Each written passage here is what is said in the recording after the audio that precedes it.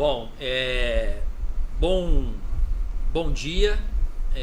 Meu nome é Eduardo Floriano Almeida, eu sou juiz de direito aqui em Dourados, na segunda vara de família, e atualmente em substituição também na vara de infância e juventude. Fui convidado pelo Caster Franco, Henrique Caster Franco, para ministrar para vocês a disciplina de direitos coletivos. Primeiro, agradecer aí ao convite e espero que seja proveitoso tanto para vocês quanto vai ser para mim também. Eu sou juiz de direito aqui no estado desde 2004. Eu sou gaúcho de nascença, me formei na minha cidade, numa universidade federal. Depois de formado, eu fiz um ano de escola da magistratura lá no Rio Grande do Sul. Posteriormente, passei para procurador do estado no Acre. Fiquei 3 anos no Acre e depois fui aprovado aqui para juiz de direito. Então também tenho alguma experiência em concursos públicos que depois a gente pode conversar. É uma pena que os nossos encontros a princípio vão ter que ser feitos dessa maneira. Eu não vou saber quem são vocês, é uma pena, né? Mas fica aqui o meu e-mail, já me coloco à disposição para responder tudo o que vocês precisarem. Vou colocar a aula quando vocês virem esta aula, vocês já vão estar com o material que eu vou passar para vocês, e além disso nós vamos fazer também aqui com alguns slides. Me foi colocado que o objetivo seria de preparar para vocês para concurso público. Eu já conversei com alguns colegas que ministraram aula aí para vocês, inclusive física, e eles disseram que é uma turma assim bem heterogênea, em que alguns já estão há muito tempo sem estudar. Então a minha metodologia vai ser um pouco diferente nessas primeiras conversas que nós vamos ter sobre esse conteúdo. Espero que a gente possa, se tudo der certo, que esse isolamento acabe e que eu consiga pelo menos dar uma aula aí presencial para conhecer todos vocês, porque o contato visual assim é sempre mais gratificante, especialmente para mim que não estou vendo nenhum de vocês, tá? Bom, eu sei que alguns de vocês, ou a maioria, não estudou direito coletivo, direitos coletivos na faculdade. Sei também que é um tema que muita gente olha com uma certa desconfiança. Então, levando tudo isso em consideração, por isso que nós vamos começar um pouquinho mais devagar, para que eu possa tentar despertar em vocês essa curiosidade pelo tema de direitos coletivos. Eu sempre digo que o professor, ele é alguém que apenas desperta a vontade de que os alunos gostem do tema. Então eu espero nesses 4 encontros que nós vamos ter, que eu possa despertar em vocês esse interesse pela disciplina. Como eu falei para vocês, não é uma disciplina assim que esteja muito na moda. Não está na moda por uma série de motivos que nós vamos tratar aqui, mas é cobrada em concursos públicos e também ela é importante na nossa vida diária depois, na atuação prática. Aí vocês vão me perguntar assim: mas professor, na vida prática, no nosso dia a dia, como assim? Pegamos um exemplo recente, que foi uma decisão proferida com alguma controvérsia, mas foi proferida por um ministro do Supremo Tribunal Federal, Alexandre de Moraes, que suspendeu a nomeação do superintendente da Polícia Federal. Ali se discute uma questão coletiva, foi ajuizado um mandado de segurança coletivo por um partido político e visando preservar a moralidade, que é um bem coletivo, se buscou então uma medida para suspender a posse e a nomeação. Então percebam que o mandado de segurança coletivo, o direito coletivo, ele está no nosso dia a dia, mas não é muito divulgado. Um outro exemplo de uma medida também que surtiu bastante impacto foi quando foi suspensa a nomeação do ex-presidente Lula para ser ministro da ex-presidente Dilma. Também se tratava ali de um mandado de segurança coletivo. Então esses são apenas 2 exemplos de como o coletivo está no nosso dia a dia, mas nós não o tratamos como se coletivo, mas sim como se algo individual. Nós vamos tratar depois de direitos de mandado de segurança coletivo, e aí eu vou voltar nesse tema. Então fica aqui, aí na tela já está o meu e-mail. Basta vocês me mandarem qualquer dúvida, inclusive sobre o material de apoio que eu vou postar também para vocês, que eu estou aqui à disposição para tentar ajudar vocês, tá bom? Então vamos dar início aqui.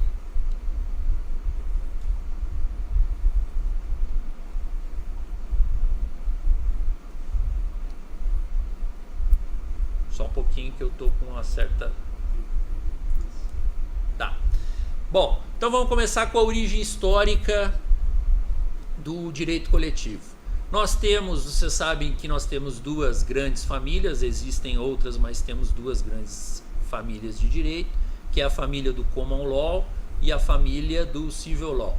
A família do Common Law tem uma tradição do direito ser mais jurisprudencial, de ser um direito que não se apega tanto a codificações e a regras legais. É um direito mais voltado à jurisprudência. O direito se forma através das jurisprudências dos precedentes. Precedentes é uma matéria que vem do Common Law, que daqui a pouquinho nós vamos tratar. E também temos a família do Civil Law, que é a família do direito romano, que é uma família que se baseia mais em códigos, que se baseia mais em legislação. A origem histórica do direito coletivo, ela começa no Common Law, na Inglaterra. Existe doutrina que aponta que teria começado, se fala em direito coletivo já no século XII, na Idade Medieval. Mas também existe doutrina que diz que os antecedentes da moderna ação coletiva, eles estão lá no século XVII, 1685, com uma variante do Bill of Peace. O que era isso? Se baseava numa autorização que os tribunais da Inglaterra davam naquela época para o processamento coletivo de uma ação individual. E isso era concedido quando o autor requeria que o provimento englobasse direitos de todos que estivessem envolvidos no litígio, tratando a questão de maneira uniforme. Para quê? Para evitar uma série de demandas. Então nós temos o primeiro contato com o direito coletivo neste tipo de situação. Mas, professor, quais eram esses exemplos práticos disso, do que ocorria?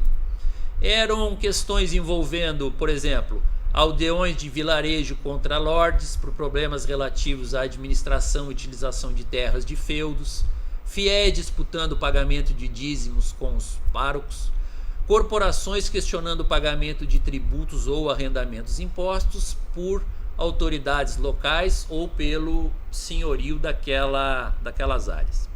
Então percebam que neste primeiro momento não existia um regramento legal, existia o quê? Um interesse em que este processamento ocorresse de forma coletiva. Para quê?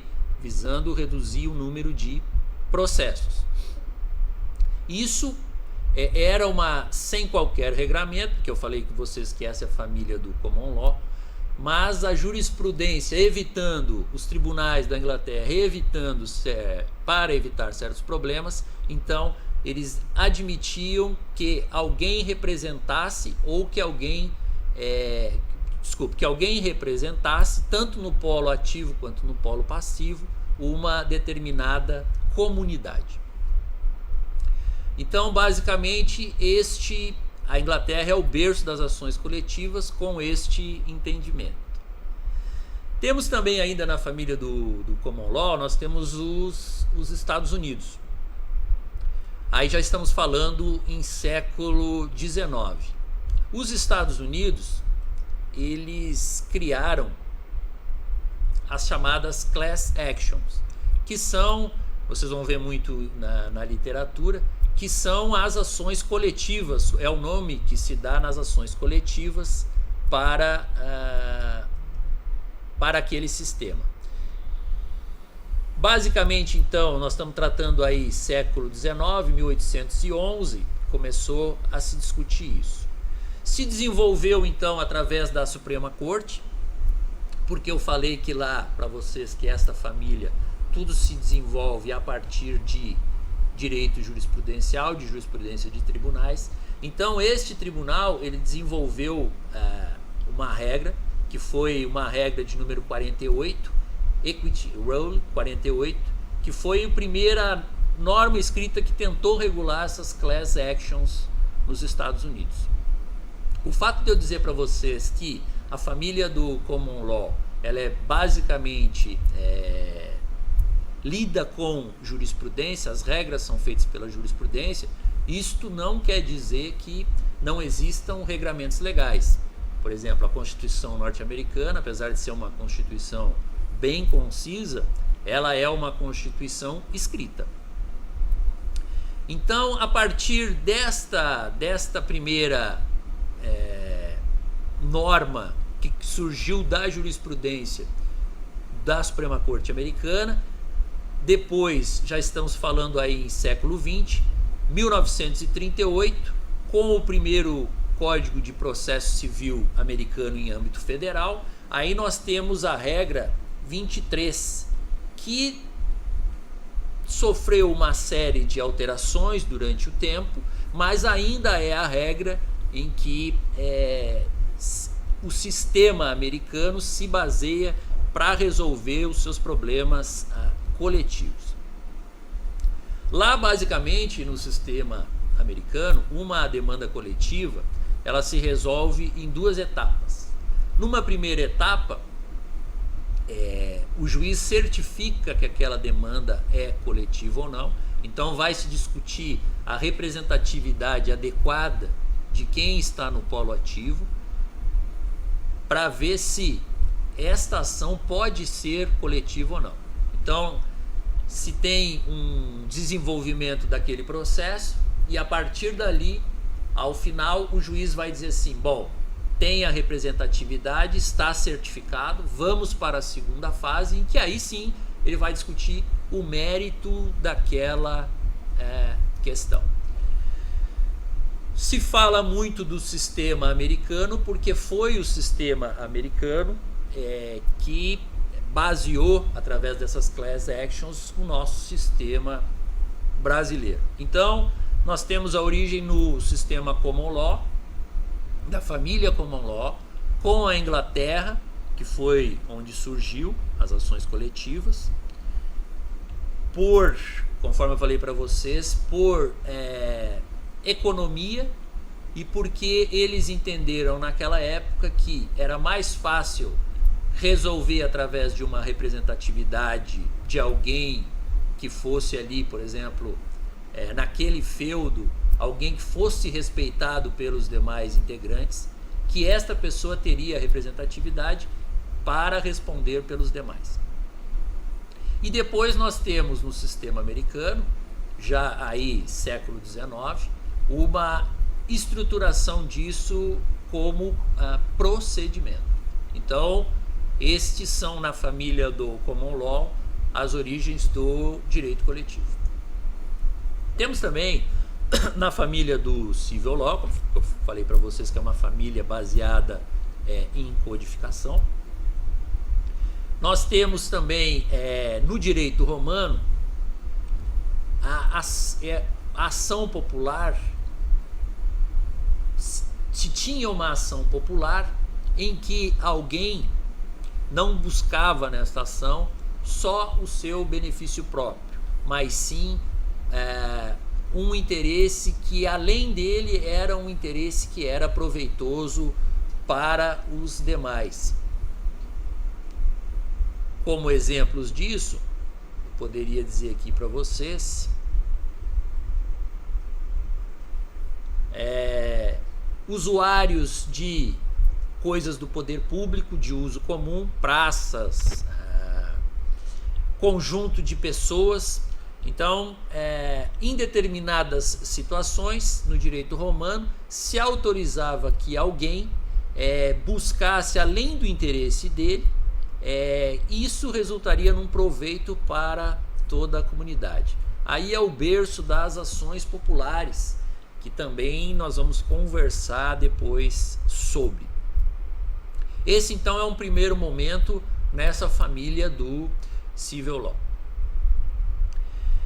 Através, como eu falei para vocês da regra das class actions americanas, teve um período em que a doutrina, o processo civil, ele se baseia, a maioria das suas regras e das suas doutrinas se baseia muito no direito alemão, e o direito alemão influenciou muito o direito italiano, que porventura é a base, a doutrina italiana é a base de estudo dos nossos doutrinadores.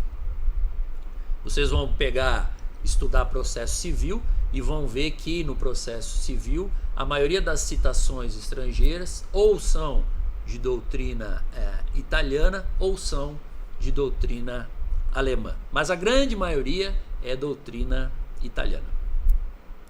A doutrina italiana ali no século XIX, aí nós estamos falando ali anos 70, 80,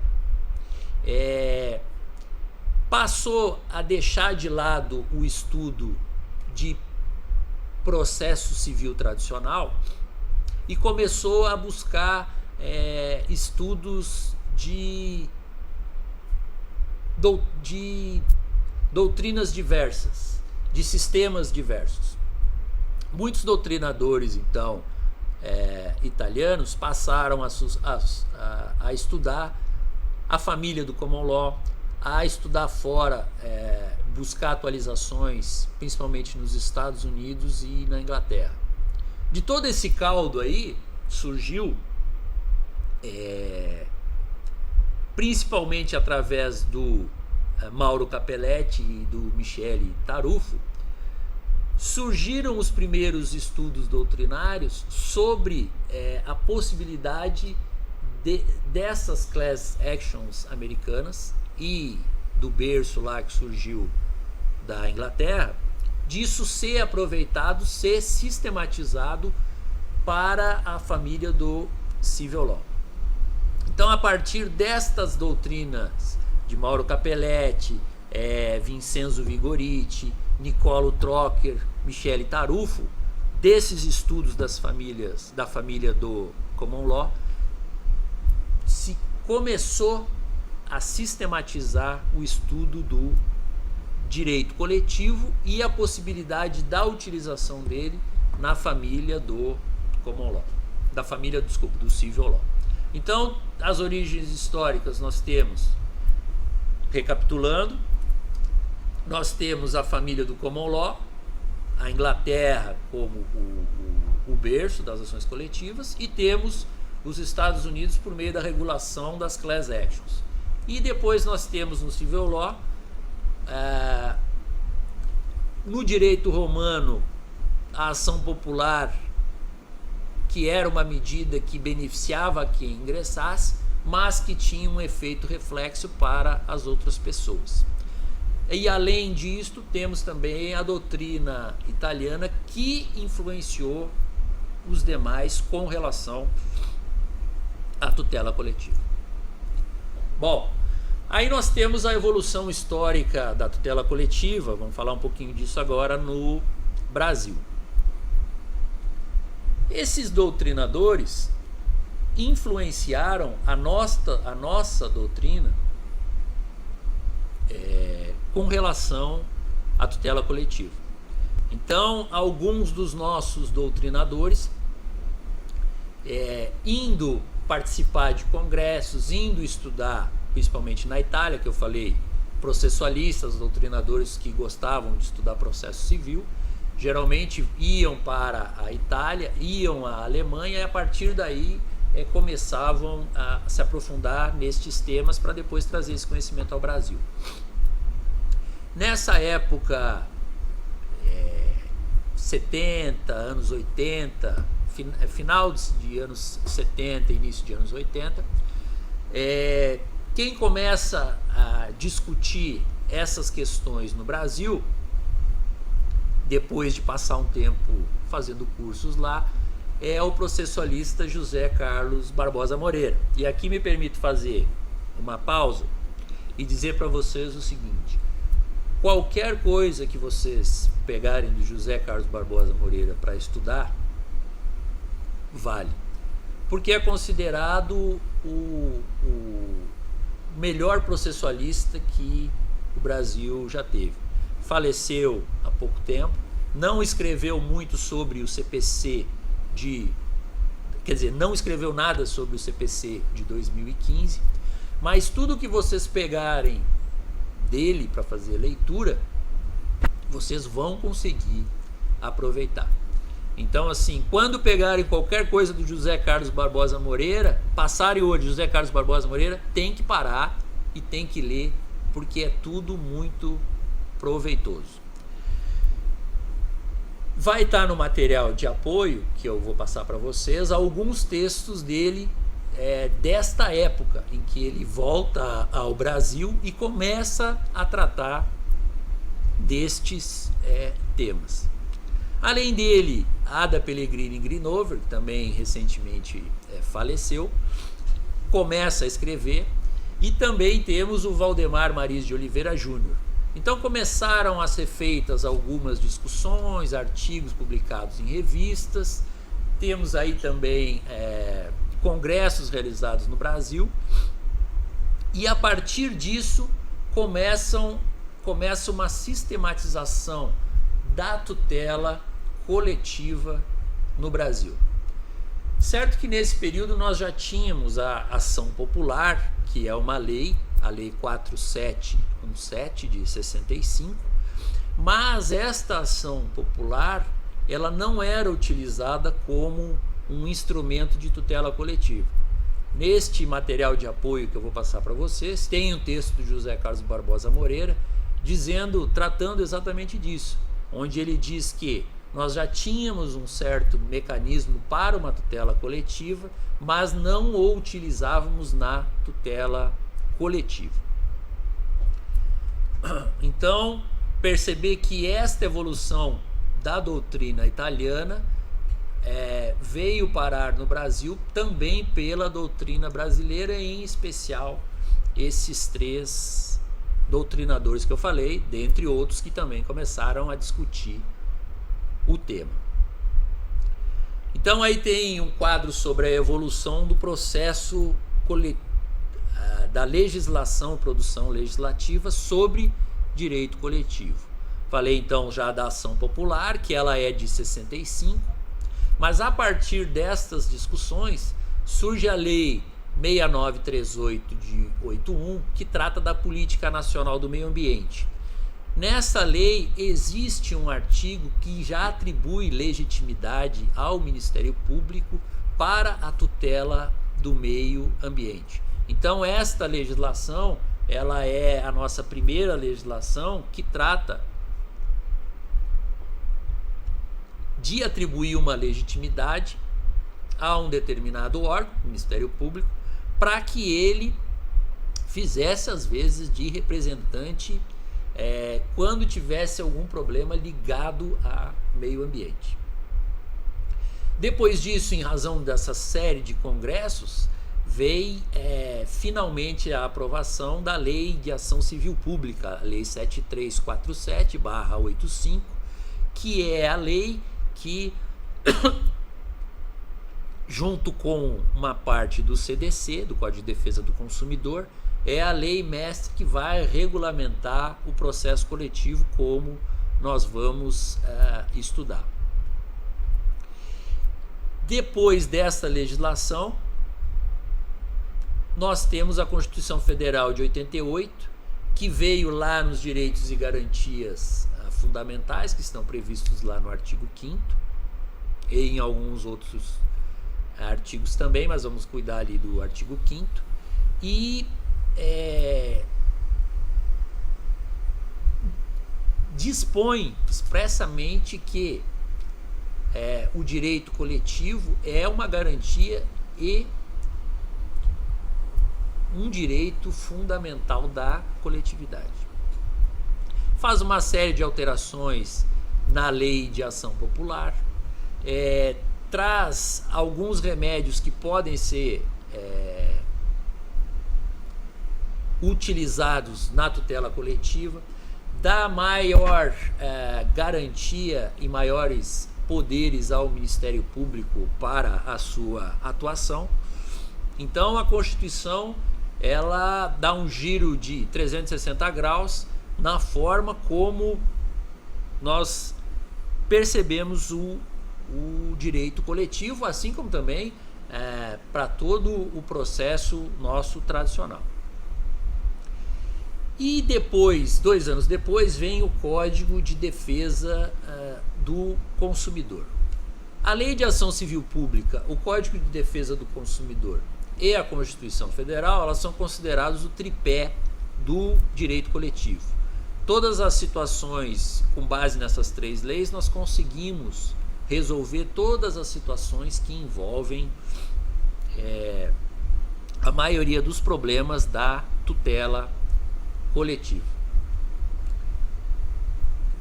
Isso trouxe um custo. Qual foi o custo desta legislação?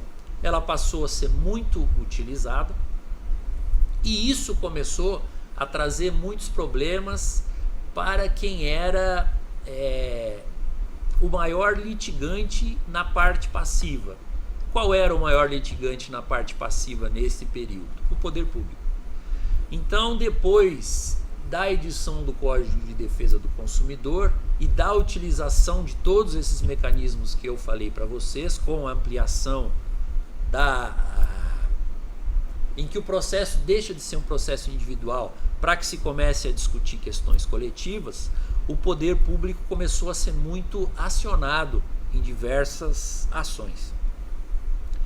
E a partir daí ele começa a produzir certas legislações que começam a querer limitar o processo, a tutela coletiva. Entre elas tem aqui a Lei 8.437 de 92, que determinava que as medidas cautelares contra o poder público, elas não poderiam ser deferidas sem que se ouvisse o representante daquela pessoa jurídica.